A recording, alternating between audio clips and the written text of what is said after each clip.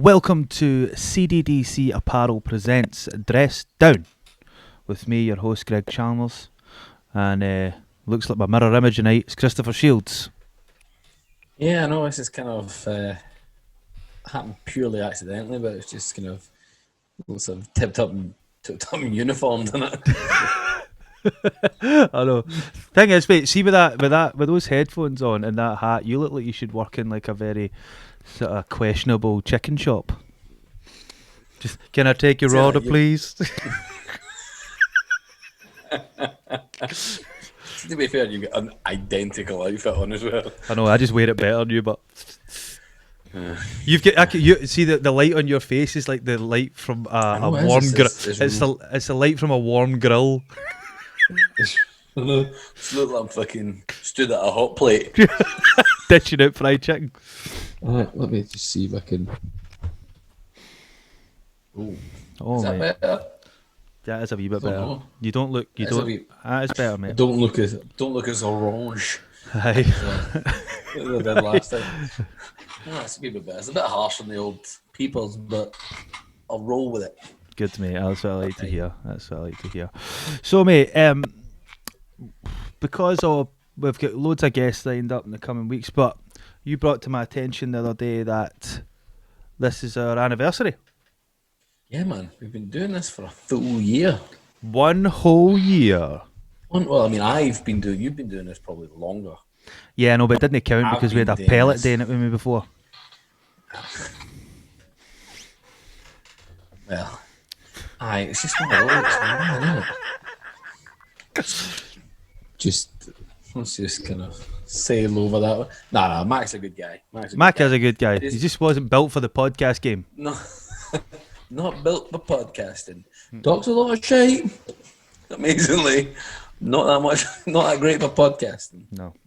No, he's a good boy. It's just wasn't built for the game. So I thought what we would do this evening, Chris, is maybe just we'll have a wee look back through the year at previous guests. Yes. Conversations, stories, anecdotes, feelings, thoughts, musings, potentially. Come on, man. And just see what happens. So, Chris, where were we? We were just about to look over the past year. Yeah. And just what your favourite bits, things you've learned, mate. We've learned a lot of things. I'm an educated man now. This time last year, less educated. But I mean, we are slightly less ignorant, I would say. Yeah. I don't mean, swear as much. Yeah, I suppose. Yeah, we've kind of curtailed that. Yeah, I'm trying my best not to say things that are out of order.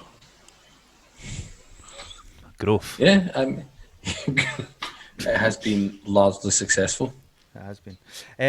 Chris, see right off the bat, mate, what has been your favourite one we've done? My favourite one is probably going to be Tarium. Tarium Boyd, really? Yeah, it's either I'd say it's probably going to be Tarium just because Tarium was just an absolute whirlwind. I mean, it was a whirlwind from start to finish.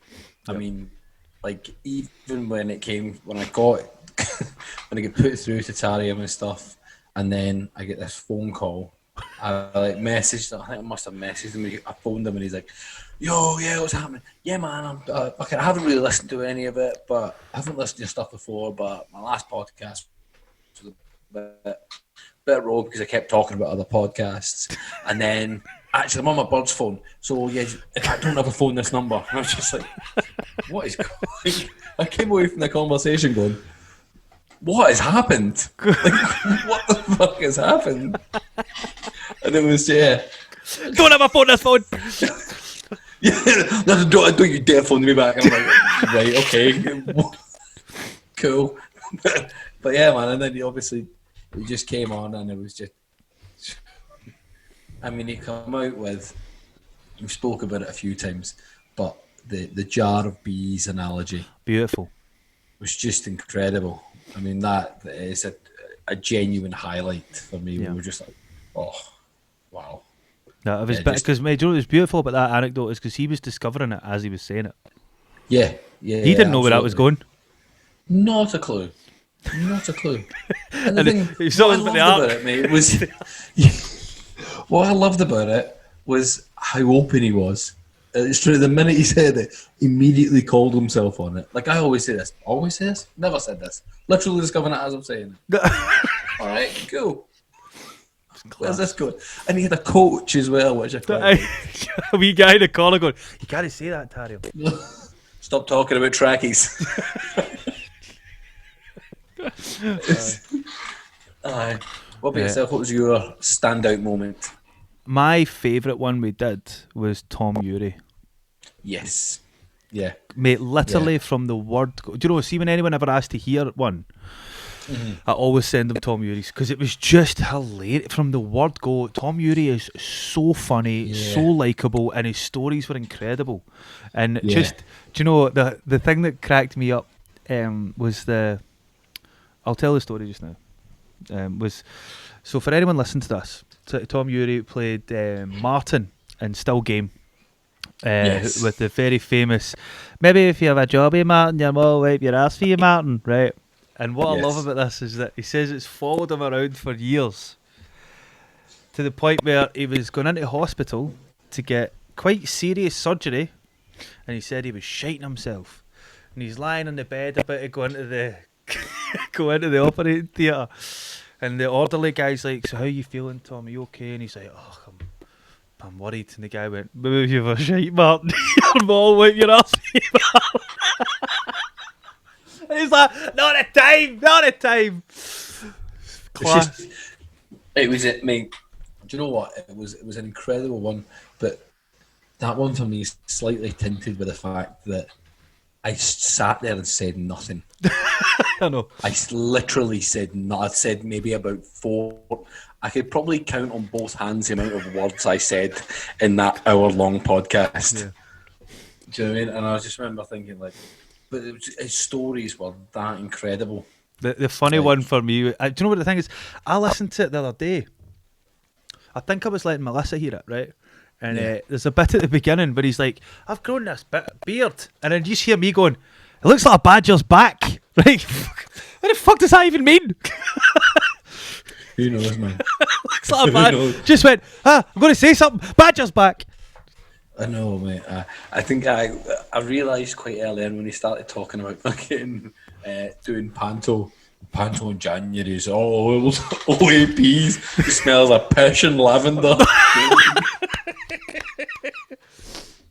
Brilliant, very, very good.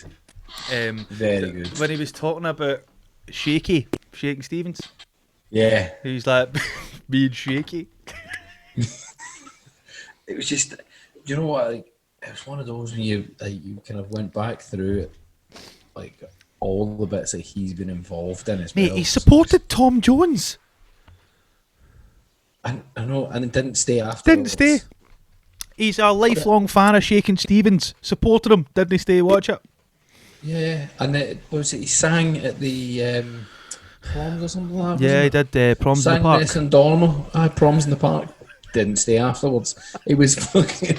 He was back. Was it like doing some fucking Club Tropicana DJ set? Mad.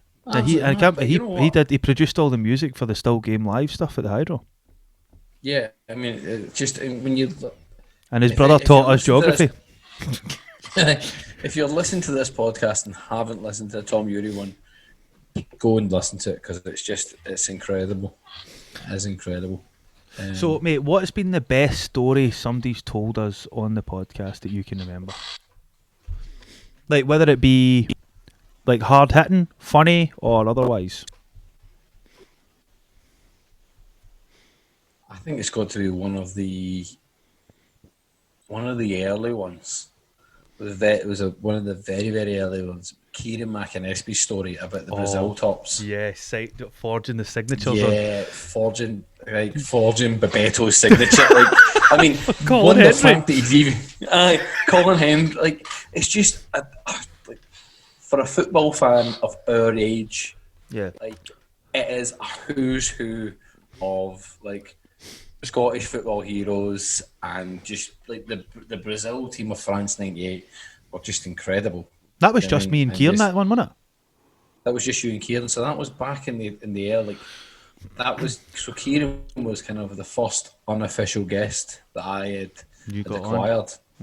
So that was kind of my first kind of dabblings with kind of getting guests, because before it had just been yourself and Mac that had been organising stuff. Yeah.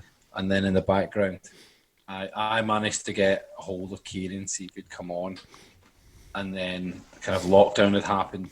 Ryan had been on about 3 weeks in the trot. I know. Tom And Musher then had it been on was talking about getting steaming. I talking about getting Stephen and stuff. And then it was just kind of from then on, obviously, I was sat with nothing to do. Mac was trying to organise his businesses and get everything off the ground, get everything kind of, try and kind of ride that wave. So yeah, it just kind of left. It fitted perfectly for me at the time, just getting guests. I think my most hard hitting one, the one that I came away from, that I went, fucking hell, was Aidan Martins. Oh man. But I think that was as well was us reading the book. Like we read the book beforehand, and you were just like, honest, wow, what a man on it. Like, Great and guy. I think we came away from it. At that point, we came away from it with a kind of sense of this guy is going to be doing something important.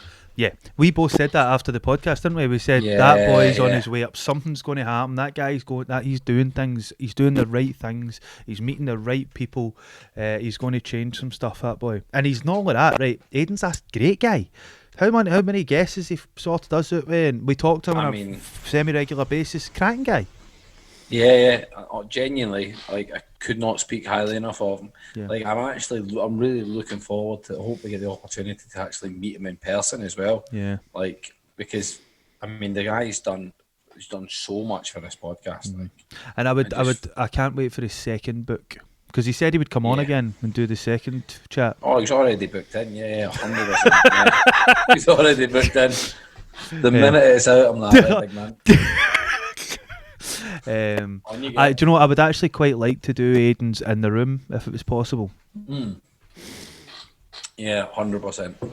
Because he's an incredible orator, and he's a very good writer, and he's just a great guy. Do you know what I mean? Somebody that has had that experience, those experiences in his life, to still be as positive as he is, considering where he's been, it's an incredible feat, and he's a great guy. Do you know who else I thought was amazing? Thomas Delaney. Yes, Thomas Delaney was very good. See some of the stories he told us, man, when he was talking about snorting 32 grams of ketamine on his way to rehab and all that, and you're like, whoa, wow. Yeah, it's mad, like absolutely madness, wasn't it? Absolutely mad. Or the Bogster, Paul Bogey, he's another one. Paul Bogey, another guest that we got through Aidan. I mean, what a guy! Just really, really, really good, really incredible. I mean, when you look back at like some of the guests that we've had on have been incredible. Like, yep. I think as well for me something that I noted. Obviously, I mean for me, like when we first started the podcast, we'd come through the like kind of the hardest time that many of us are going to kind of go through in our lifetimes. Yep. Collectively, and we had all these people on who had achieved some incredible things, like silver medalists, Olympic silver medalists, guys who world champion boxers, Paralympic gold medalists. Paralympic, yeah. I mean, people who won Wimbledon. You know what I mean, and then it was just all these things, and every single one of them you spoke to a man or woman, all went, yeah, it's a bit of a struggle. I'm fucking finding this difficult, that difficult.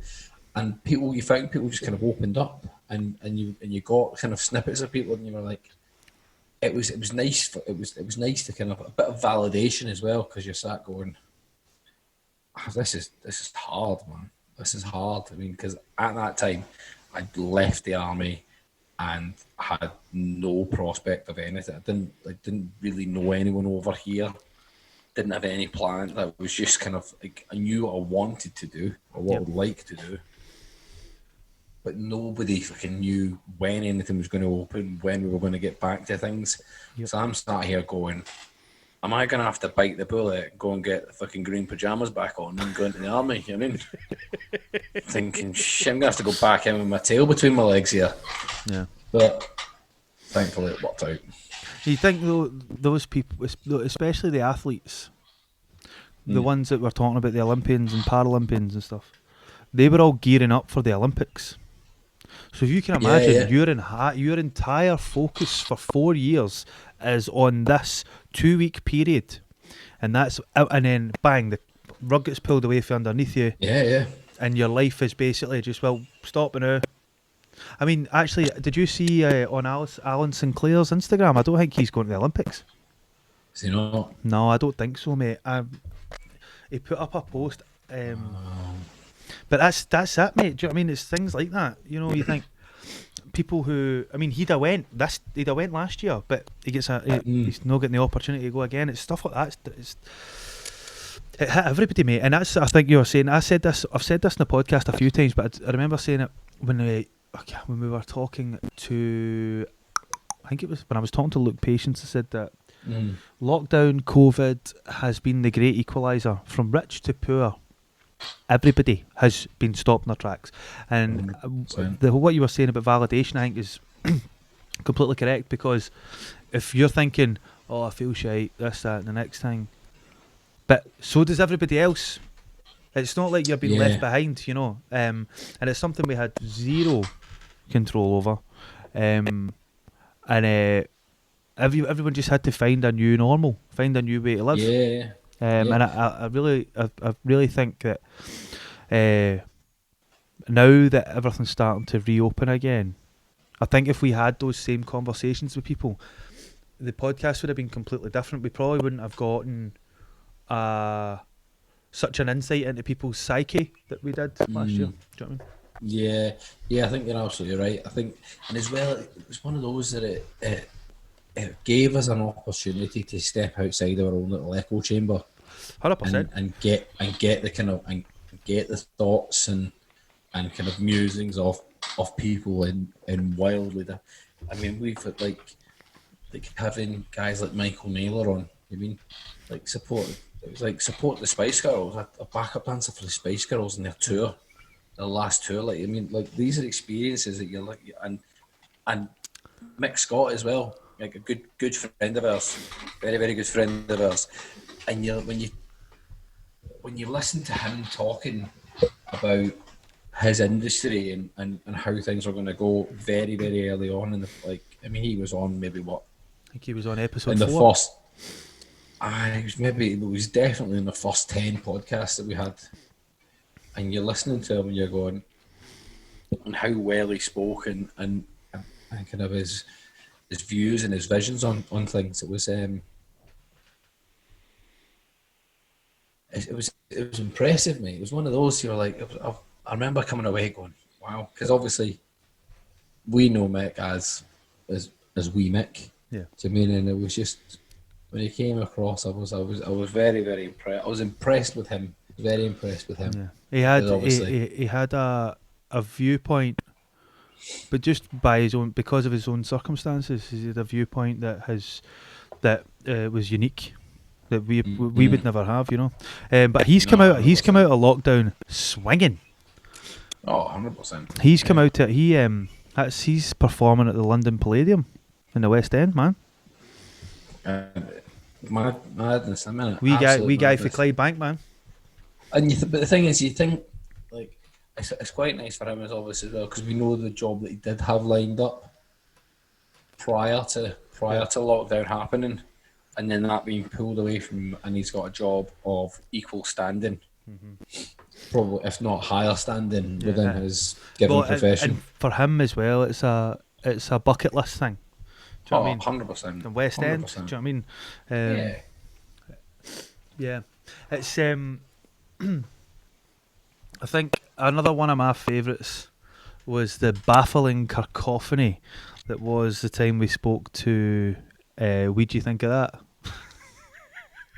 Yeah. Gregor, man. Just the way he looks makes me laugh, man. I love that guy. Do you know what, man? Like that. See, that was the first time that we had done. So that we were still. That's the first. It was only the second time that you'd done a podcast with a co-host. Was it? As well. So it was my second ever podcast. Right. My first one was Michael Naylor. My second ever, but the thing was, you are just getting to grips with doing things on Zoom. Mm-hmm. Brilliant. So but this is one of those things that was just all you had was the screen. So you just had the person you were talking to. Yeah. So at no point you didn't have this kind of like the kind of where you could see everybody in the conversation. So I'm trying to get into the conversation, and you just kept talking over, and then you're texting me under the table going, "You need to start talking." And I'm going, you're not letting me. So if you watch that video back, there's just me just being like, just sat, look, like no saying anything, like. Because, mate, see, the thing is, see, when at the beginning ones, obviously it takes you a wee while to get into the flow of it. There was a few people that said to me, "Your pal doesn't talk much, does he?" I know, man. I know. It's, you know what? It's like, it's one of those things when I was actually thinking about like kind of my performance, my kind of involvement in the podcast, and yeah, man, it's I'd like to think it's improved. Oh, it has improved, mate. It has improved. But it's just when you look back at the first, like, you're going, oh, and I just like it makes you cringe. I was like, sort of the old podcast bingo. I was in the army for 14 years. Oh, ding, ding, ding, ding, ding. For me, I used to say, all the time. Yeah. Oh, 100%. 100%. 100%. I still do that now, though. Yeah. But you know, mate, it's you know, it's all of this. It's like I remember the first ones that I ever did, and I just sounded like an idiot. You know, just like laughing and all that, uncontrollably laughing. Like, but you do get like actually. But I'll tell you one thing: my speech in general has improved tenfold. Aye, well, we were talking about this the other day. You're very prone to talking bammy. Aye, yeah, I do have a tendency, but it's all about the company. You know. Agreed. Yeah, whereas I mean, if you think, I can't even remember who was the one that we did before Martin Simpson.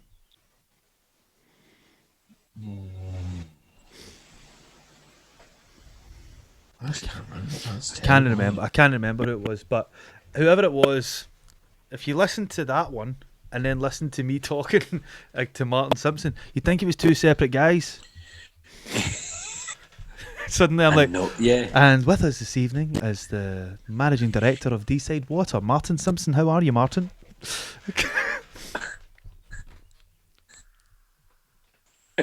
That's fun. Yeah, you were, weren't you? Yeah, you had your proper phone voice on for that one. Mm-hmm. That's right. Let me have a look. I'm there. I want to have a look now and just kind of see. Let's have a look. So we go all the way back. Martin Simpson. It was me. Matt Smith. Smith was before. Smith was before. Mate, I forgot he was a big one. Yeah. Palmer's FC. He was good. But he was good. Like I mean, you look at it, Palmer's FC. Brian Costello. Mate, Brian, what a guy he is.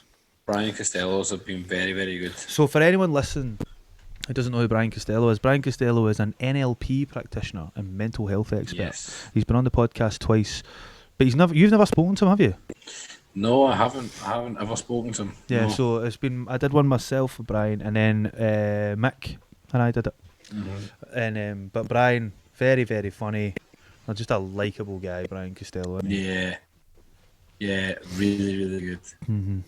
In fact, actually, just going back through the list there, Elliot Bibby is another highlight. Elliot, if you're listening to this, mate, where the fuck is that pen? Do you know when you see like David Blaine doing street magic, you know, he's just like in the hood and just all these guys are losing their mind at magic tricks? I was that guy. It wasn't even the actual tricks that he was doing. He was just like held this pen and went boop, and it just disappeared. And I was like, whoa! And then he did that thing with his hand where he's just like, boop, boop, boop, boop. Cards just keep appearing, and you're like, Jesus Christ! Wild, man. I know. It was. Yeah. The guy, like some of the stuff, the guy was incredible. Elliot Bibby is incredible. Like, he's another one as well. definitely. Do you know it's crazy, right? That we now know all of these people. Like say 50 people, right? All incredible people. They've all excelled, but we've never met them in person. I know. It's so strange, isn't it? Yeah. It's so strange. I think it'll be weird, Just like never- especially like see the first time we meet Aiden or. Well, I mean, I've met Cool Kid. Like me and the wee man have done. Yeah. We've went hill walking and that, right? So I know him. Mm. Know Ellie, and I know, and like Luke, Patience, and all that. We went to school with him and all that. But it's like Yeah. people like BJS. Yeah. Junaid, big handsome. Mate, I'm a fan. Junaid Ashraf, the SNP councillor, by the way, one of the most knowledgeable men I've ever come across. Yeah. A real knowledgeable cat. Yeah, you really just see when he was talking. Impeccable hair. Oh, I mean, beautiful head of hair, Yeah. and he's 6'9", half brontosaurus. Just a big unit. Just a big, handsome, charismatic geezer. Just being all political and that. Do you know he's my grand's councillor? That's right. And I remember that. Yeah. It's mad. Yeah. Oh, mate, do you know, just reminded me of something. Jim O'Brien talking about the Thomas Gravison stories. All right, Cordila. Incredible. Like, Thomas Gravis is just one of those guys. I am praying for the day that there are two people that I would like Cy Ferry to get on his podcast. Paolo Di Canio Oh, yeah. and Thomas Gravison. Just purely for, I mean, essentially, the Open Goal podcast is built on a foundation of Paolo Di Canio stories and Thomas Gravison stories. Yeah, I mean, it really is. It's just built on a foundation of it. Mate, the Paulo Di Canio ones still to this day crack me up. Fucking Sabutio goalkeeper! It's incredible. I was literally listening to the one that they're doing one there, the last Open Goal, and they were talking about Paolo Di Canio. It was like when he was playing at Swindon, they had a player, Tommy Miller, was coming towards the end of his career. He's played like in the Premiership, and he took a knock. And he's like in the game, he's going, "I need to come off." No, it's just a dead leg. Run it off. And he's going, "Nah, Gaffer, this is fucking. Nah, it's just a dead leg. Just run it off." And then they made him go back and train the next day, all the rest of it. It's going like, "Gaffer, I still need to go," and it's like, "No, it's a dead leg. I've had it 1,000 times. Look, I need to go. I need to go and get a scan or something." Eventually, goes and gets a scan. Turns out it's something more. He's out for a couple of weeks. Fucking Paolo Di Canio then said, "Tommy Miller, self-diagnostics. Fucking, how lucky are we, lads? We have a centre midfielder who is also a doctor. Dr. Miller." Just good. He's like, "Well done, lads. Dr. Miller, is everyone okay?" It's incredible, man. Absolutely incredible. Like, I'd love to have been in amongst all that. Like, Yeah. loved to just imagine fucking. I don't know if I'd be able to handle it though, mate. Imagine things he'd have said to you. Oh, I know, man. I know. The worst. The worst. So, Chris, we've managed to. So, who have we got coming on soon? Tell me some things. So we have a Livingston-based alt rock band called Dictators. Are you sure they're alt rock? 100%. Because I'm not. We've also we've got a guy called Paul Walsh coming on, Okay. who is he's a children's author. Right. So he's written a couple of children's books, and he also does a kind of small business consultancy, runs a business consultancy firm as well. So he'll be an interesting guy. He does he's done a bit of everything. And then there's one or two others that are in the frame, but are yet to confirm. Maybe one day we'll get the Elusive elusive Jay McFarlane, which actually that there is. We can't tell people what that is. We can't tell people what that is because it's not done yet.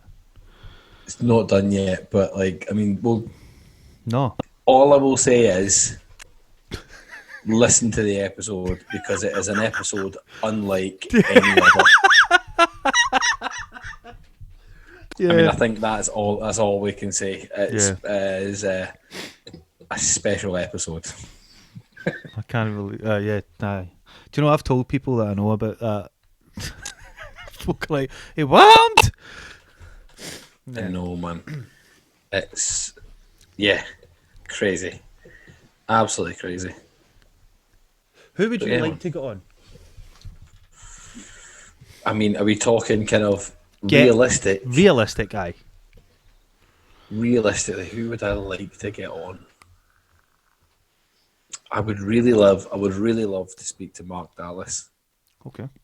Mark Dallas, he owns ICW, Insane Championship Wrestling. Mm-hmm. I'd really love to get him on because I've listened to him a few times, and I've watched his the documentary series that they had on the BBC years ago, and I'm just like, this guy is just it's impressive what he has built. Yeah. And I mean, and he's now involved with Mary Hill Juniors and stuff like that as well. And I mean, it's just it's a guy who's built something out of nothing and is putting it back into his own community. Yeah, that's great. I like that. Yeah, I mean, I think him and also Brian Wood as well. Brian Wood is the guy who owns a brand called Keep Attacking. Oh yeah. In fact, actually, his life has been made into a film. Wow. That is actually, I say it's a film, like a drama, like one of those kind of TV ones. It's on BBC Two tonight. It's being aired tonight. It's on the iPad called Danny Boy. So I've written a book as well, and genuine and mental life story. The guy's got a military cross, and then when he came back from Iraq, he was they then tried to basically prosecute him for war crimes. Wow. Just mad, mate. Right, okay. Mad. I think for me, I would like to get Martin Compston on. Yeah. That'd be cool. I'd like to get him on. Cool. Try and who else I would like to get on. Oh, Funeral for a Friend. I mean, yeah. For those who know, we'll say no more because we don't want to get sued. The thing is, we can't get sued because Funeral for a Friend's band name is from an Elton John song. We're just carrying on the tradition. Absolutely. I didn't know that. Yeah, that's what Funeral for a Friend's an Elton John song. That's where they get the name from. And we got Casually Dressed Deep Conversation from the Funeral for a Friend album. Fucking, there's me going to call it fucking the Rocket Man podcast. They call it the Candle in the Wind podcast. Welcome to Candle in the Wind. Yeah. So, I just quite like to cheers you, Chris, on our first year done, mate. Cheers, bro. Slange. And we'll love you and leave you with that. Yes, man. Thank you very much. Here's to another year. Yeah, big things happening. Go another year of podcasting in our bedrooms. Yeah. You never know, mate. Something'll turn up. It's bound to, mate. Yeah, the thing is, I don't really think that we're going to be doing this over Zoom for very much longer. However, Zoom's been quite good because we've been able to get people from all over the shop. Zoom's been real good. And obviously there's the logistical nightmare that is our living situations as well. You know what I mean? It's allowed us to it's allowed me to podcast regularly with the guests. Right, okay, folks. So thank you for listening. Please hit the like and subscribe buttons, and we'll be returning with a myriad of interesting guests. Tell your mates, tell them all listen as well. Get all your pals listening.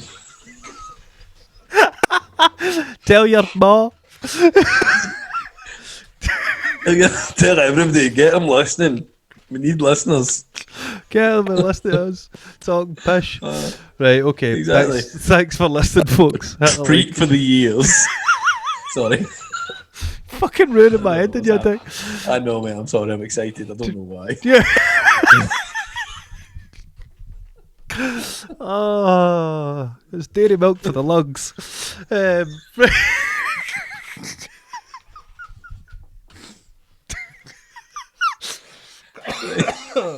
Right. This time, right. Okay, Shush, Chris. Right, folks. I'll be quiet. Thanks for listening. Please hit the like and subscribe buttons. Cheers.